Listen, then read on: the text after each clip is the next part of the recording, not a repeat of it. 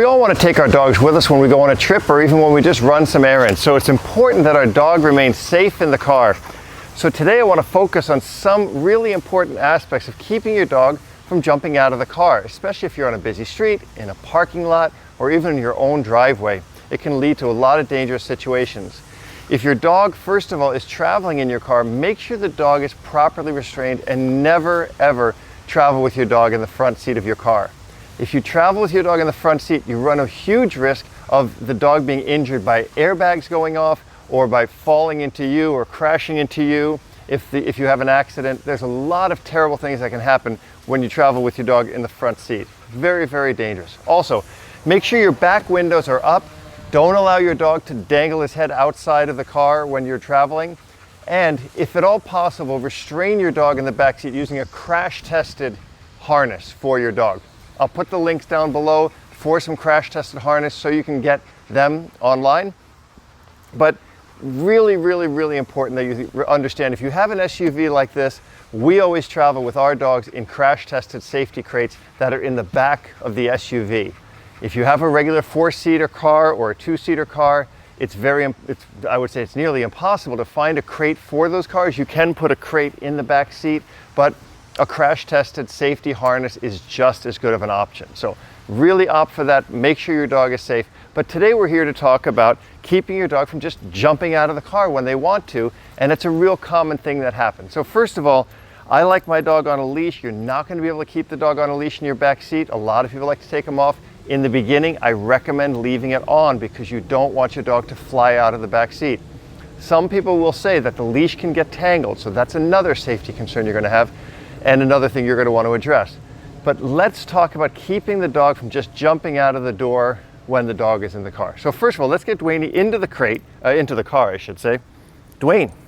Now remember, Duane is really used to traveling in the back of the car, in the boot, so he's not used to this, so we're going to have to kind of lure him in there. Okay, Duane. Duane, hop up. Go, hop up. Go in there and get the treat. Go. Go, hop up. Come on, go get the treat. Go, hop up. Okay, we're going to help him into the car today.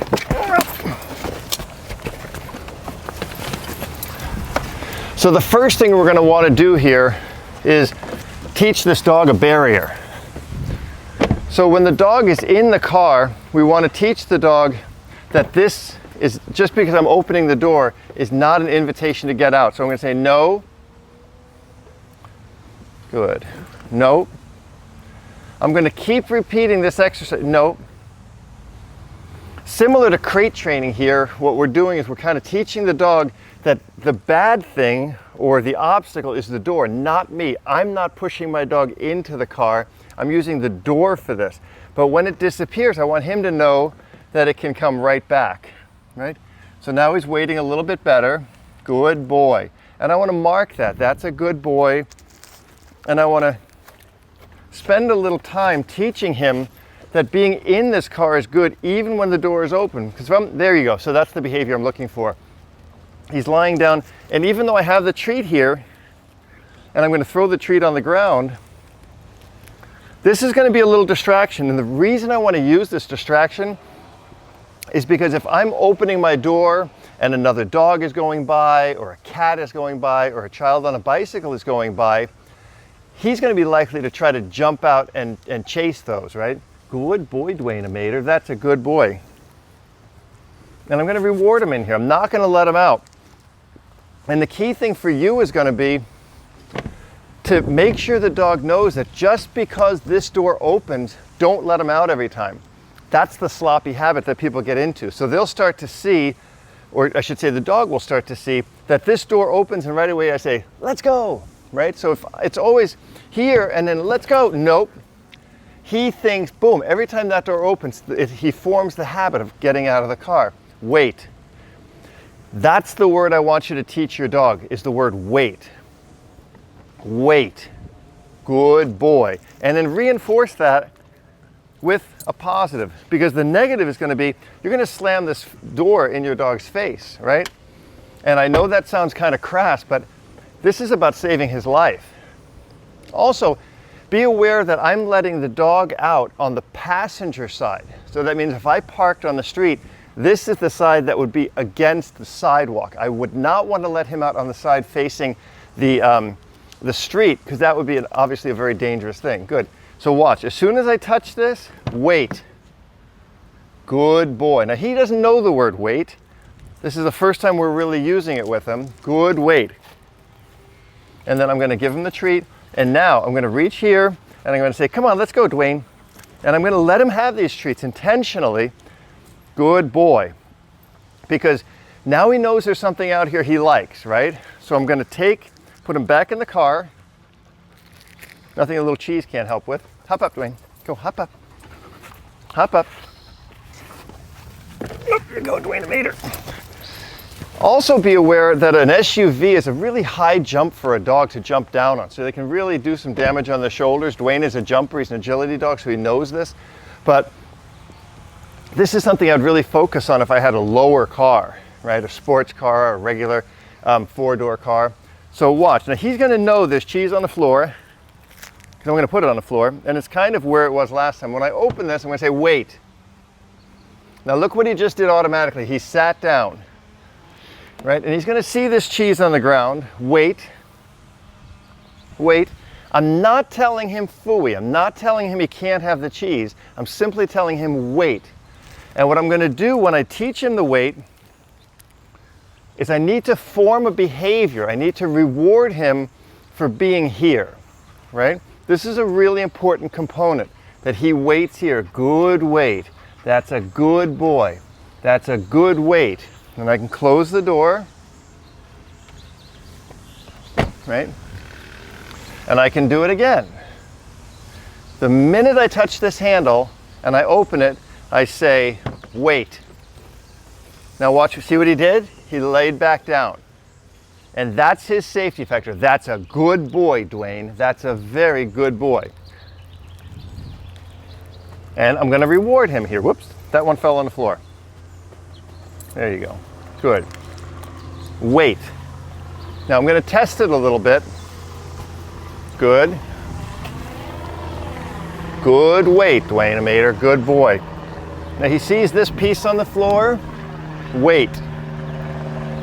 And what you're going to want to do, you're going to want to distract this dog. You're going to want to teach him that there is something out here that he wants, right? And cheese is a big thing for him. Wait. Good. And then I'm going to reinforce the wait by going here. Wait. Good. Right? I open it. Wait. Do you see now? Because so many times I closed this door and said wait, he thinks wait means the door is going to come back in my face. And if he thinks that's what's going to happen, if he has a half a brain, which I think he has more than a half a brain, by the way, then he's going to back up. He's going to go, oh, this means a door is coming in my face.